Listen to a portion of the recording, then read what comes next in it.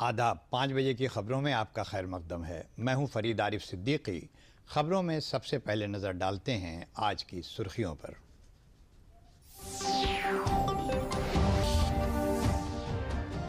उत्तर प्रदेश में 15 जुलाई तक ज़बरदस्त बारिश का महकमा मौसमियात ने दिया इंतबाह। बिजनौर और मुरादाबाद के आसपास के इलाकों में बहुत ज़बरदस्त बारिश के लिए रेड अलर्ट भी हुई जारी। उत्तराखंड में मुसलसल बारिश की वजह से रोकी गई केदारनाथ यात्रा। जिला इंतजामिया ने सोनभद्र, प्रयाग और गौरीकुंड में तीर्थयात्रियों को रोकने का किया फैसला।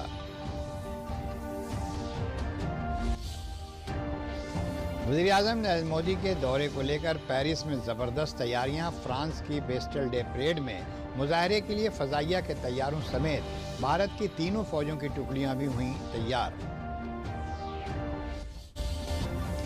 गोरखपुर लखनऊ वंदे भारत ट्रेन पर पथराव करने वाले 3 फसादी हुए गिरफ्तार। शुमाल मशरिकी रेलवे ने कहा कि ट्रेन को चलाने में नहीं आएगी कोई रुकावट।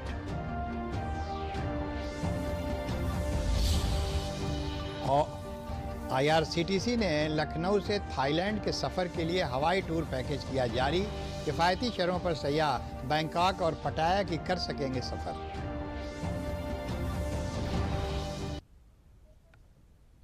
और अब खबरें तफसील से। उत्तर प्रदेश में महकमा मौसमियात ने 15 जुलाई तक ज़बरदस्त बारिश का इम्कान ज़ाहिर किया है। महकमा मौसमियात ने आइंदा 24 घंटे के दौरान बिजनौर और मुरादाबाद के आसपास के इलाकों में इंतहाई ज़बरदस्त बारिश होने का इंतबाह जारी किया है। इस बारे में रेड अलर्ट भी जारी किया गया है। इसके अलावा अमरोहा, रामपुर, बरेली, पीलीभीत और आसपास के इलाकों में ज़बरदस्त बारिश का इम्कान ज़ाहिर करते हुए ऑरेंज अलर्ट जारी किया गया है। वहीं गोंडा, बलरामपुर, श्रावस्ती, बहराइच, लखीमपुर खीरी समेत दीगर इलाकों में रेड अलर्ट जारी किया गया है। माहिरीन मौसमियात का कहना है कि मानसून की टर्फ लाइन और सुल्तानपुर से होते हुए रियासत में खलीज बंगाल से आ रही जनूबी मशरक़ी हवाओं के असर और पाकिस्तान के ऊपर बने वेस्टर्न डिस्टर्बेंस की वजह से रियासत के मौसम में तब्दीली आई है। रियासत से जुड़ा मौसम का क्या हाल है, देखिए ये रिपोर्ट। उत्तर प्रदेश में इस मानसून सीजन में कई जिलों में भारी बारिश हो रही है। जहां इससे एक तरफ भीषण गर्मी से लोगों को राहत मिली है, वहीं दूसरी तरफ उमस भी बढ़ गई है। लगातार भारी बारिश के चलते कई जिलों में बाढ़ की स्थिति पैदा हो गई है। अब तक के अपडेट के अनुसार मौसम विभाग ने 15 जुलाई तक प्रदेश भर में भारी बारिश का अनुमान जताया है। नदी में उफान के चलते आज शामली के कैराना क्षेत्र स्थित गांव सहपत और मामौर में एक बांध टूट गया है। बैराजों से पानी छोड़े जाने से गोंडा में घाघरा नदी का जलस्तर बढ़ा हुआ है, जिस कारण ब्योंदा, माझा, दत्तनगर सहित कई गाँवों में कटान शुरू हो गई है। जनपद सहारनपुर के गंगोह में यमुना नदी में जलस्तर बढ़ने से हरियाणा और यूपी का जनसंपर्क कट गया है। मौसम विभाग के अनुसार आने वाले दिनों में उप हिमालय क्षेत्र, पश्चिम बंगाल, सिक्किम, अरुणाचल प्रदेश, असम, मेघालय में भारी और अत्यधिक भारी बारिश होने का अनुमान है। साथ ही पूरे उत्तराखंड में 48 घंटों तक मूसलाधार बारिश होने की चेतावनी भी जारी की गई है। Bureau report, DD news, Lucknow. Monsoon जिस तरह से पूरे मुल्क में कहर ढा रहा है, इसके बाद हर किसी की नज़र मौसम से जुड़े खबरों पर है। महकमा मौसमियात ने आज उत्तराखंड, उत्तर प्रदेश, बिहार और मध्य प्रदेश में मुतअद्दिद मकामात पर ज़बरदस्त बारिश का इम्कान ज़ाहिर किया है, जबकि असम और मेघालय, ज़ैली हिमालय और मगरबी बंगाल और सिक्किम में कहीं कहीं ज़्यादा बारिश का इम्कान ज़ाहिर किया है। साथ ही जनूबी भारत की कई रियासतों में बारिश होने के आसार हैं।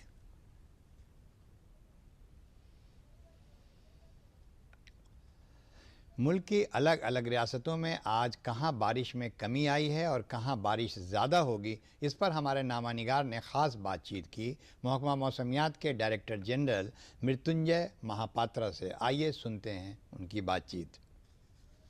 स्थिति ऐसा है कि जो वेस्टर्न डिस्टर्बेंस और मॉनसूनल सर्कुलेशन के बीच में इंटरेक्शन होते हुए नॉर्थ वेस्ट इंडिया में भारी बारिश हो रहा था, इसमें अभी कमी आई है। जम्मू एंड कश्मीर, हिमाचल प्रदेश, पंजाब, हरियाणा, ये सभी में कोई हेवी रेनफॉल का पूर्वानुमान नहीं है। और उत्तराखंड के लिए आज heavy to very heavy rainfall हो सकता है, हम ऑरेंज कलर वार्निंग दिए हैं। इसके साथ साथ जो वेस्ट ट्यूब एरिया है, एडजॉइनिंग वेस्ट ट्यूब एरिया, वहाँ भी heavy to very heavy rainfall हो सकता है। देश भर की बात करें तो इस बार जैसे हमने प्रेडिक्ट किया था, अभी तक तो मानसून अच्छा है। पूरा कंट्री का बात करें तो लगभग 2% एवरेज रेनफॉल से ज़्यादा बारिश रिकॉर्ड किया गया 11 तारीख तक। 1 जून से 11 तारीख के बीच में नॉर्मली जितना बारिश होता है इससे 2% ज़्यादा बारिश रिकॉर्ड किया गया। मगर मैं जुलाई की बात करूं, जुलाई महीना में जो 1 जुलाई टू 11 जुलाई का आंकड़ा देखें तो इस टाइम के दौरान लगभग यूनिफॉर्म डिस्ट्रीब्यूशन हुआ है रेनफॉल पूरी कंट्री में एक्सेप्ट ईस्टर्न। वहीं उत्तराखंड में हो रही मुसलसल बारिश की वजह से केदारनाथ यात्रा फिलहाल रोक दी गई है। तीर्थयात्रियों की हिफाजत को देखते हुए जिला इंतजामिया ने सोनप्रयाग और गौरी कुंड में ही उन्हें रोकने का फैसला किया है।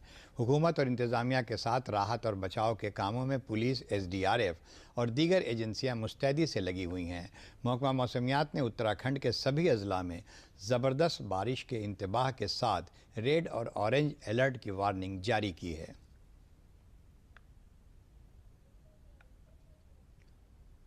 बारिश की वजह से कई मकामात पर रेलवे ट्रैक पर पानी भरने और मलबा आ जाने से तकरीबन 11 ट्रेनों को रद्द करना पड़ा। साथ ही इसी वजह से कुछ ट्रेनों का रूट भी बदला गया है। वंदे भारत एक्सप्रेस और उज्जैन एक्सप्रेस समेत मुरादाबाद डिवीज़न की 11 ट्रेनें रद्द कर दी गई हैं। वहीं डिवीज़न की 8 ट्रेनों के रूट बदलने के साथ ही 23 ट्रेनों को शार्ट टर्मिनेटेड और शार्ट ओरिजिनेटेड किया गया है।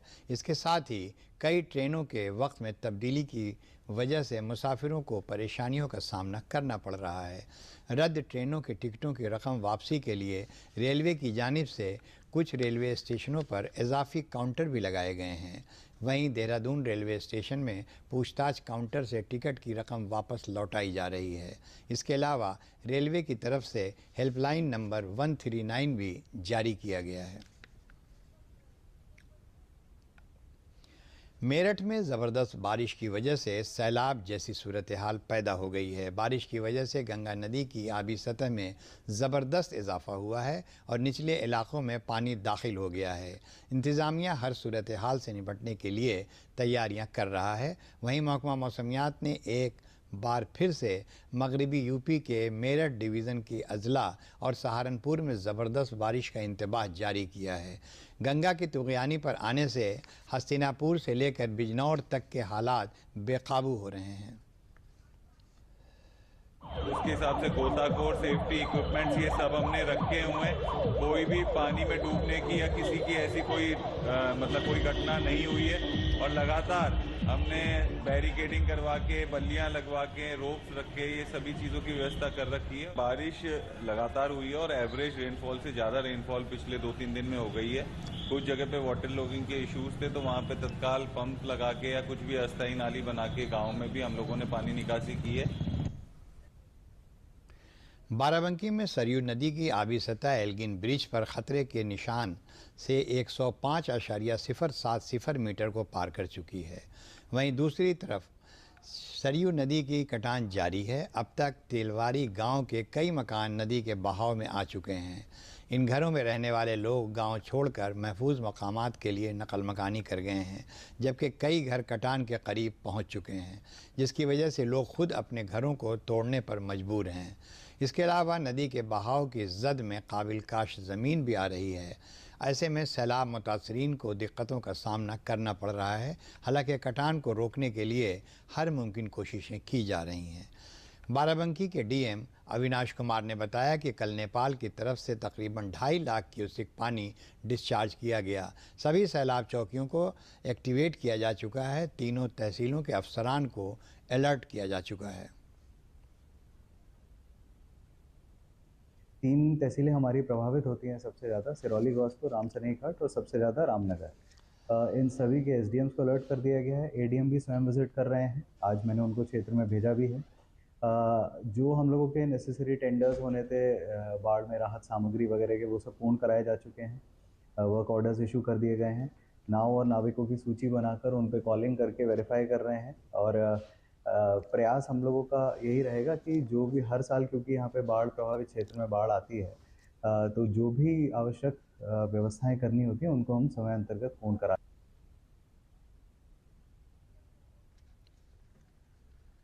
रियासत में 18,000 करोड़ रुपए की लागत से 800 मेगावाट के 2 नए थर्मल प्रोजेक्ट लगाए जाएंगे। सोनभद्र जिले के ओबरा में कायम होने वाले इन प्रोजेक्टों को बुध को रियासती काबीना की मंजूरी मिल गई है। पहला प्रोजेक्ट 50 महीने में और दूसरा प्रोजेक्ट 56 महीने में मुकम्मल होगा। इन प्रोजेक्टों में बिजली पैदावार शुरू होने पर रियासत के सार्फिन को बिजली की फराहमी भी बढ़ेगी और ₹1 फ़ी यूनिट सस्ती बिजली भी दस्तयाब हो सकेगी। रियासत के वज़ीर तवानाई AK शर्मा ने सहाफ़ियों को बताया कि इससे रियासत की सस्ती बिजली पैदावारी कॉरपोरेशन की सलाहियत 7000 मेगावाट से बढ़कर 8600 मेगावाट तक पहुंच जाएगी और ये प्रोजेक्ट न सिर्फ रियासत का बल्कि पूरे मुल्क का एनर्जी हब बनकर उभरेगा। ये उत्तर प्रदेश का पहला ultra super critical power plant होगा। रियासती सरकार और NTPC का 50-50% का मुश्तरका प्रोजेक्ट ओबरा D के नाम से कायम होगा। इस मौके पर वज़ीर ज़राअत सुरप्रताप शाही ने भी वज़ीर आला योगी आदित्यनाथ की सदारत में कल लखनऊ में हुई काबीना की मीटिंग में मंजूरी की गई तजवीज़ की जानकारी दी। उन्होंने बताया कि रामपुर में शाहबाद रामपुर बाजपुर सड़क की तौसीकारी और मजबूत बनाने और मिर्ज़ापुर में माँ विंध्यवासिनी कॉरिडोर की तौसीकारी के काम की तजवीज़ को मंजूरी दी गई। काबीना ने चित्रकूट में रानीपुर टाइगर रिजर्व पार्क हलके में सयाहत को फ़रोग़ देने के लिए लैंड बैंक की निशानदेही को तजवीज़ पास की। मीटिंग में भारत सरकार के मिशन वात्सल्य स्कीम को रियासती सरकार की जानिब से अडॉप्ट करने को भी मंजूरी दी गई। इसके तहत गैर कानूनी कामों में मुलव्विस बच्चों की बाज़ आबादकारी की जा सकेगी। आशीर्वाद से NTPC ने अब उस समझौते पे आगे बढ़ने के लिए हम लोगों के साथ जो करार हुआ था उस पर हम लोग आगे बढ़ रहे हैं। उसी कड़ी में आज मंत्रिपरिषद ने ओबरा में 800 मेगावाट के 2 पावर प्लांट स्थापित करने की आज मंजूरी हमको मिली है। ये राज्य का पहला अल्ट्रा सुपर क्रिटिकल यूनिट होगी। मतलब इस तरह का प्लांट जो है तो अभी तक अपने राज्य में बना नहीं है। बुंदेलखंड क्षेत्र में स्थित रानीपुर टाइगर रिजर्व मध्य प्रदेश के पन्ना टाइगर रिजर्व से सिर्फ 150 किलोमीटर दूरी पर स्थित है और इसलिए तहसील मानिकपुर चित्रकूट के अंतर्गत रानीपुर टाइगर रिजर्व मारकुंडी निरीक्षण गृह और उसके आसपास के स्थानों पर पर्यटन विकास के कार्यों के लिए लैंड बैंक के चिन्हांकित भूमि जिसका कुल रकबा 49.364 हेक्टेयर है, उस भूमि खतौनी में ग्राम समाज की बंजर श्रेणी के भीतर दर्ज है। इस रिजर्व में बाघ, तेंदुआ, भालू, सांभर, चित्तीदार, हिरण, चिंकारा और कई पक्षी तथा सरीसृप पाए जाते हैं। वर्तमान में उत्तर प्रदेश में दुधवा, पीलीभीत और अमनगढ़ के बाद यह राज्य का चौथा टाइगर रिजर्व होगा। उत्तर प्रदेश में इस साल 22 जुलाई को शुरू हो रहे वन महोत्सव के मौके पर 35 करोड़ पौधे लगाए जाएंगे। वज़ीर आला योगी आदित्यनाथ की सदारत में हुई काबीना की मीटिंग में वज़ीर आला ने वन महोत्सव 2023 के कामयाब इनेकाद पर गौर खौस किया। वज़ीर आला ने कहा कि गुज़िश्ता 6 सालों में रियासत में 131 करोड़ से ज़्यादा शजरकारी की जा चुकी है। वज़ीर आला ने कहा कि अवामी ताउन से रियासत में साल 2027 तक 15% इलाके को सब्ज़ बनाया जाएगा। मीटिंग में खेत की मेड़ पर पेड़ लगाने के लिए किसानों को राग़िब करने और उन्हें इसके लिए 3 साल में 50,000 रुपये का ग्रांट देने का फ़ैसला किया गया है। मीटिंग में बड़े पैमाने पर शजरकारी के लिए हर गांव में कम से कम 1000 पौधे लगाने की कोशिश की जाएगी। वहीं 15 अगस्त के दिन एक साथ 5 करोड़ पौधे लगाए जाएंगे की भी तैयारी है। अभियान प्रारंभ करने का निर्णय राज्य सरकार ने किया है और इस वर्ष 35 करोड़ वृक्ष लगाए जाएंगे। 22 तारीख को विशेष रूप से इस प्रकार का आयोजन होगा जब 20 करोड़ से ज़्यादा वृक्ष एक ही दिन में रियासत के भीतर लगाए जाएंगे। फिर दूसरा अभियान 15 अगस्त को शुरू होगा और इस बीच में लगातार जागरूकता के कार्यक्रम भी चलेंगे। प्रभात फेरियां निकलेंगी, बच्चों के बीच में लेखन प्रतियोगिता, चित्र प्रतियोगिता, निबंध प्रतियोगिता, इन सारे कार्यक्रमों का आयोजन होगा। वज़ीर-ए-आज़म नरेंद्र मोदी 14 जुलाई को फ्रांस की राजधानी पेरिस में बेस्टिल डे परेड में मेहमान खुसूसी के तौर पर मौजूद रहेंगे, जिसके लिए वहां ज़बरदस्त तैयारियां की जा रही हैं। भारतीय फ़ज़ाइया के तैयारों समेत भारत की तीनों फ़ौजों की टुकड़ियां बेस्टिल डे परेड में हिस्सा लेंगी। परेड में हिस्सा लेने वाली सभी टुकड़ियों की इस वक्त पेरिस में फुल ड्रेस रिहर्सल चल रही है।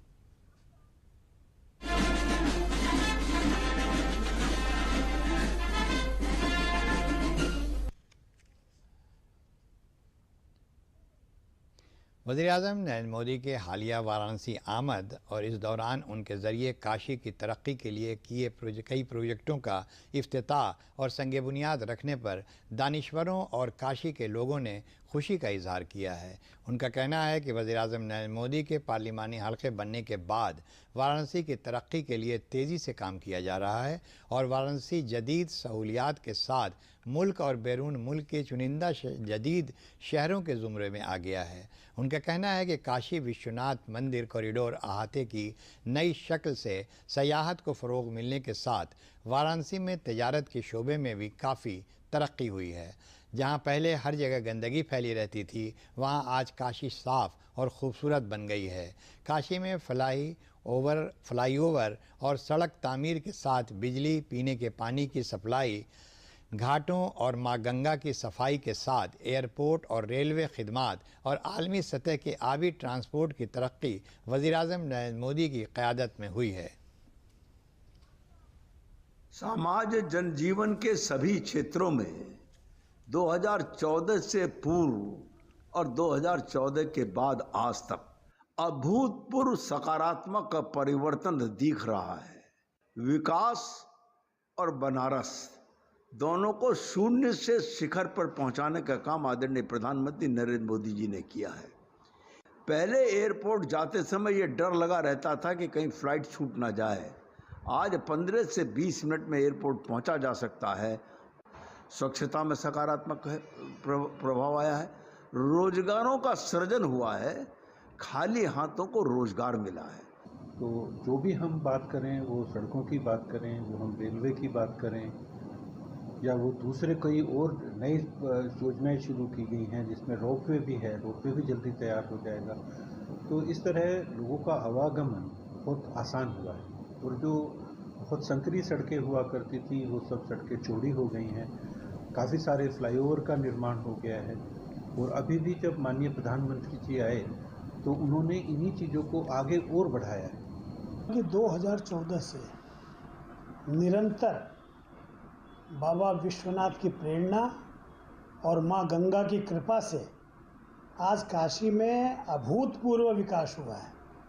जो स्वतंत्रता प्राप्ति के बाद नहीं हुआ, आज अकेले 9 साल में मैं समझता हूँ 40,000 करोड़ रुपए के ऊपर काशी और आसपास देश के साथ साथ जो यहाँ विकास हुआ है वो अभूतपूर्व है, अद्भुत। शुमाल मशरक़ी रेलवे के चीफ राब्ते आम्मा अफसर पंकज कुमार सिंह ने गोरखपुर से लखनऊ के दरमियान चलने वाली वंदे भारत एक्सप्रेस ट्रेन पर अयोध्या और बाराबंकी के दरमियान पथराव होने पर बताया कि ट्रेन के चलने में किसी तरह की रुकावट नहीं पैदा होगी। मरम्मत का काम कराकर इसका ऑपरेशन जारी रहेगा। वहीं इस वाक़े में ट्रेन के 3 कोच के शीशे को नुकसान पहुंचा है। मामले में पुलिस ने 3 मुलज़मीन, वालिद और लड़कों को गिरफ्तार किया गया है। हालांकि इस हादसे में मुसाफिरों को कोई नुकसान नहीं पहुंचा है। मुलज़मीन के ख़िलाफ़ रेलवे एक्ट और IPC की दफ़ा के तहत मुकदमा दर्ज किया गया है। जो फसादी हैं उनके ख़िलाफ़ सख्त से सख्त कार्रवाई की जाएगी। उन्होंने कहा कि वंदे भारत पहली मुल्की ट्रेन है, इसे लेकर सभी फ़ख्र महसूस कर रहे हैं। वंदे भारत और किसी भी ट्रेन पर पत्थर फेंकने से ट्रेन की स्पीड की वजह से बड़ा हादसा मुसाफिरों के साथ हो सकता है। रेलवे एक्ट में इसे लेकर 5 साल तक की सज़ा का बंदोबस्त भी है। उन्होंने अपील करते हुए कहा कि ऐसा न करें और अगर किसी को भी इस तरह की वारदात को अंजाम देते देखें तो फौरी तौर पर पुलिस और रेलवे को इसकी इत्तला दें। ऊपर कुछ पत्थर फेंके गए हैं। जो उपद्रवकारी या कह लीजिए मिसक्रिएंट्स जो थे उनको अरेस्ट भी कर लिया गया है। उनके विरुद्ध मुकदमा भी लिखा गया है। पहले ही मुकदमा लिख लिया गया था अज्ञात के विरुद्ध। इसमें रेलवे एक्ट की धारा जो रेलवे की तरफ से लगती है 153 के तहत कार्रवाई की जाएगी। बाकी जो और विधिक कार्रवाई होगी उसके अनुसार ये जो भी मिसक्रिएंट्स थे जिन्होंने इस तरह की घटना की है उनके ऊपर विधिक कार्रवाई की जाएगी। दिनांक 11/7/23 को सोहावल स्टेशन के पास RPF के द्वारा सूचित किया गया है कि वंदे भारत ट्रेन पर पत्थर फेंका गया है। इस संबंध में तत्काल स्थानीय पुलिस के द्वारा मौके पर जाकर के जांच की गई तो ज्ञात हुआ कि इसी ट्रेन से दिनांक 9/7/2023 को एक नीनू पासवान की 6 बकरियां जो कि उस समय ट्रैक पर थी, ट्रेन के गुजरने के दौरान ट्रैक में ट्रेन की चपेट में आने की वजह से उनकी मृत्यु हो गई थी। इसी के आक्रोश में आज मुन्नू और उनके 2 बेटे अजय और विजय के द्वारा जब ट्रेन गुजर रही थी तो उस पर पत्थर फेंका गया है। इन तीनों लोगों को हिरासत में लेकर के पूछताछ की जा रही है। मौके पे आरपीएफ रोनाही पुलिस की टीम मौजूद है। अग्रिम विधिक कार्रवाई की जा रही है। जो भी प्रगति होगी आपको अवगत करवाया जाएगा। कोई भी यात्री घायल नहीं है, किसी कोई हताहत नहीं हुआ है। अग्रिम विधिक आईआरसीटीसी की जानिब से गोरखपुर रेलवे स्टेशन से भारत गौरव सयात्री ट्रेन के जरिए 7 ज्योतिर्लिंग दर्शन यात्रा शुरू की जा रही है। आईआरसीटीसी शुमाल इलाके के चीफ इलाकाई मैनेजर अजीत कुमार सिन्हा ने बताया कि ये यात्रा 27 जुलाई से 5 अगस्त 2023 तक जारी रहेगी। संचालन किया जा रहा है और ये भारत गौरव ट्रेन के माध्यम से मास टूरिज़्म को बढ़ावा दिया जाता है, जिसमें तकरीबन 750 की संख्या में एक पूरी ट्रेन लोड अलग अलग सर्किट पे चलाई जाती है। एक ट्रेन दक्षिण भारत के लिए कूच कर रही है, जिसमें दक्षिण भारत के प्रमुख तीर्थ स्थलों का भ्रमण कराया जाएगा और साथ ही इसमें 2 ज्योतिर्लिंग भी शामिल हैं, जिसमें एक मल्लिकार्जुन और एक रामेश्वरम है। ऐसे ही आगामी महीने में 7 ज्योतिर्लिंग की भी यात्रा प्लान की गई है और उसके तहत महाकालेश्वर, ओंकारेश्वर, सोमनाथ, नागेश्वर, त्र्यंबकेश्वर जो नासिक के पास है, कृष्णेश्वर जो औरंगाबाद के पास है और एक पुणे के पास ज्योतिर्लिंग है जिसका भ्रमण कराया जाएगा। आईआरसीटीसी ने लखनऊ से थाईलैंड की यात्रा के लिए एक नया हवाई टूर पैकेज भी लॉन्च किया है। इस टूर पैकेज के जरिए सैलानी किफ़ायती शहरों पर बैंकॉक और पटाया का सफ़र कर सकेंगे।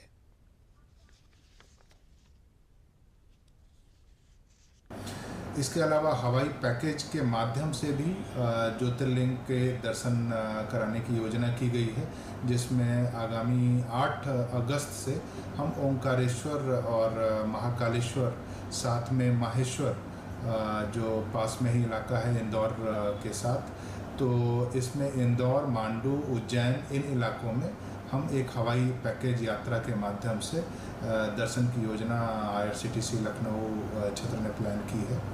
और जो विदेश की यात्राएं होती हैं हर महीने, उसमें इस महीने के लिए थाईलैंड की यात्रा प्लान की गई है, जो आगामी 27 जुलाई से प्लान की।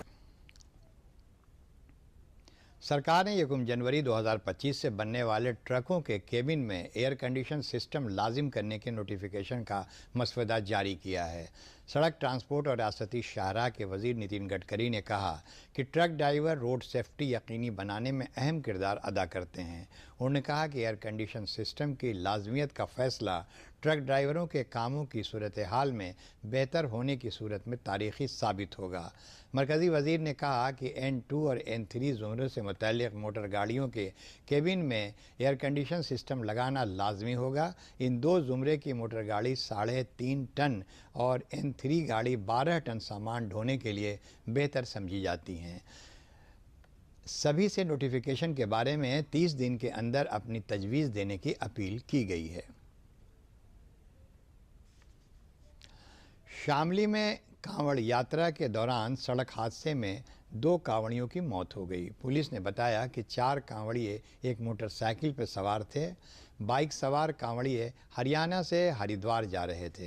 जैसे ही वो कैराना इलाके के पंजीट गांव के पास पहुंचे तो सामने से आ रही एक पिकअप गाड़ी ने उन्हें टक्कर मार दी। हादसे में बाइक पर सवार 2 कांवड़ियों की मौके पर ही मौत हो गई, जबकि 2 दीगर कांवड़ियों को अस्पताल में दाखिल कराया गया है, जिनकी हालत तशवीशनाक बनी हुई है।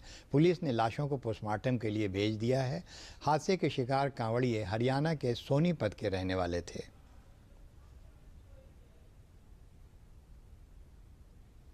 दिनांक 11/7/2023 को थाना कैराना क्षेत्र में पंजीट के पास कुछ व्यक्ति कांवड़ लेने जा रहे थे और उसमें जो है एक बाइक पर 4 व्यक्ति थे जो कांवड़ लेने के लिए जा रहे थे।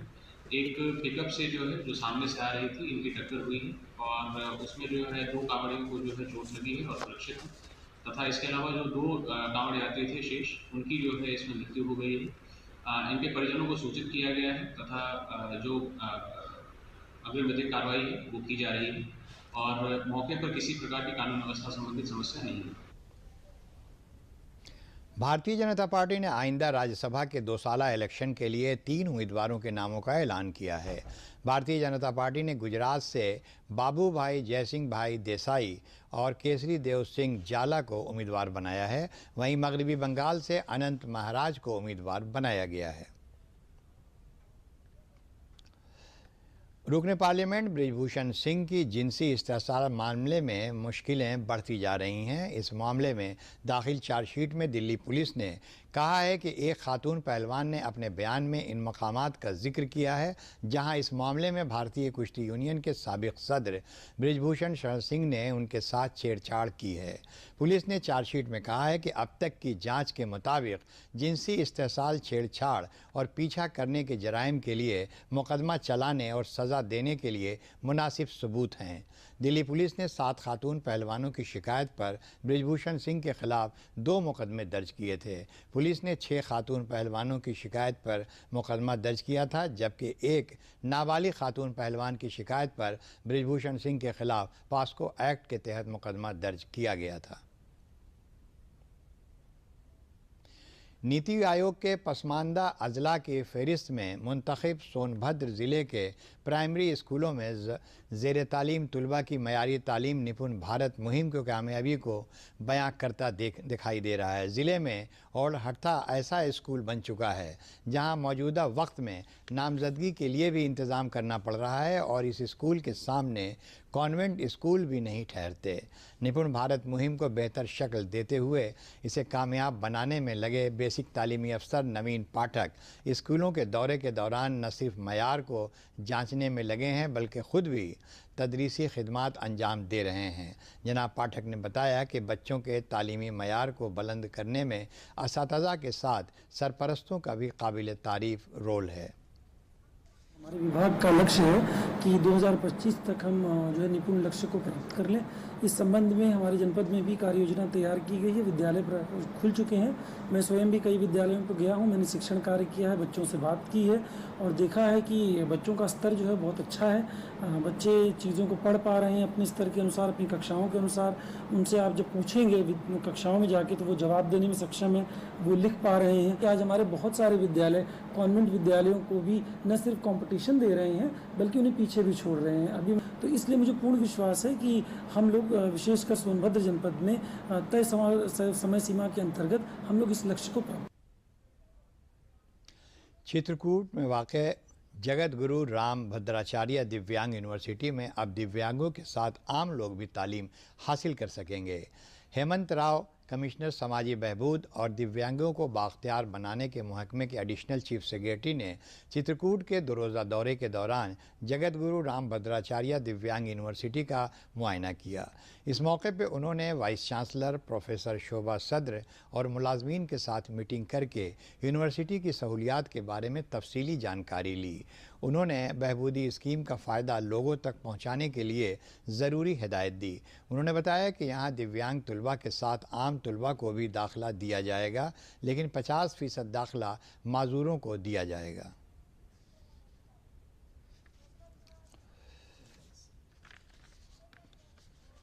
और आखिर में इस बुलेटिन की अहम खबरें एक बार फिर।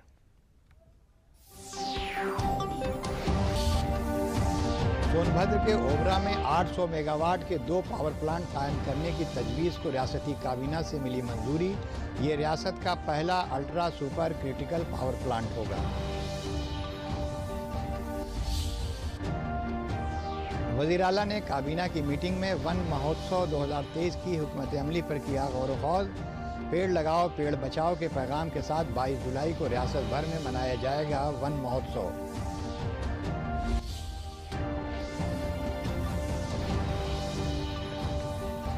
महकमा मौसमियात ने रियासत भर में 15 जुलाई तक ज़बरदस्त बारिश का इम्कान ज़ाहिर किया। मामूलात ज़िंदगी दरहम बरहम। शामली के कैराना इलाके में यमुना नदी के तेज़ बहाव से टूटा डैम।